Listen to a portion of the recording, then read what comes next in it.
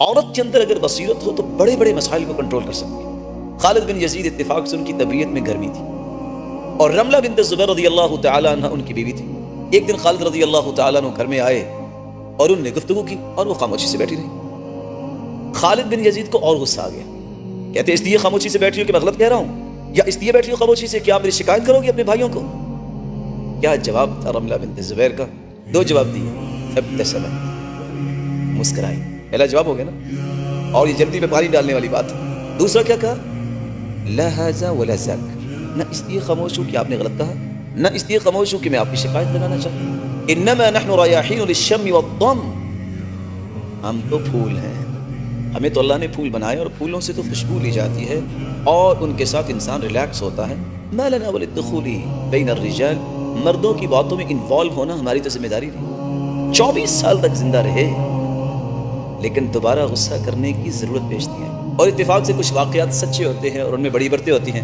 ایک آدمی نے اب اس طرح کی احادیث سنی کہ گھر والوں سے انسان کو اچھا برتاؤ کرنا چاہیے، تو اپنی بیوی کو لے کے نکلا صرف اس کے دل میں سرور پیدا کرنے کے لیے، اور نکلا رات کی تاریکی بھی اور چاند چمک رہا تھا، تو ویسے پوچھتا ہے ارأیت القمر، چاند دیکھ رہی ہو؟ قالت نعم، بیوی بھی نیک تھی، قالت نعم ما احلاها، دیکھ رہی اور کتنا ہی اچھا ہے۔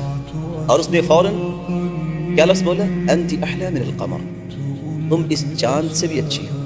اس نے جواب کیا دیا؟ لا بل انت، میں نہیں بلکہ آپ۔ یہ تو ہوا دل میں سرور اس نے بھی پیدا کر دیا، اس نے پیدا کر دیا۔ ایک دوسرا جوڑا جب اس نے یہ سنا کہ اس نے یہ کہا ہے تو بھی اپنی بیوی کو لے کے باہر نکلا، پوچھتا ہے ارأیت القمر، کیا تو نے چاند کو دیکھا؟ اس نے جواب کیا دیا؟ اتظننی عمیاء، تم مجھے اندھا سمجھتے ہو؟ آپ یہ بتائیے ایسا جواب دینے والی عورت اپنی زندگی میں سکون کیسے حاصل کر سکتی ہے؟ اس لیے عورت کا بصیرت کا جواب جو ہے بڑے بڑے مسائل کو کنٹرول کر لیتا ہے۔ اتفاق سے فاطمہ رضی اللہ تعالیٰ عنہ کے ساتھ ایک دن کو بات ہوگی، تو بجائے کو بات کہنے کے علی رضی اللہ تعالیٰ عنہ گھر سے نکلی اور مسجد میں جا کے سو گئی۔ سسر بھی ہوں تو ایسے سرتاج رسول صلی اللہ علیہ وسلم تشریف لائے، پوچھا این ابن عمک، تیرے چچا کا بیٹا کہاں ہے فاطمہ؟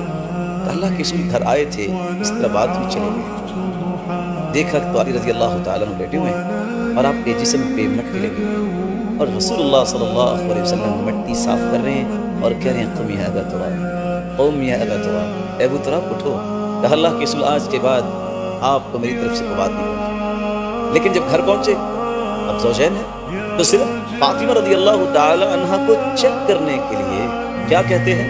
ان النساء شیاطین خلقن لنا اعوذ باللہ من شر الشیاطین، یہ عورتیں تو ہمارے لیے شیطان اللہ نے پیدا کر دی ہیں، ہم اللہ کی پناہ میں آتی ہیں عورتوں سے۔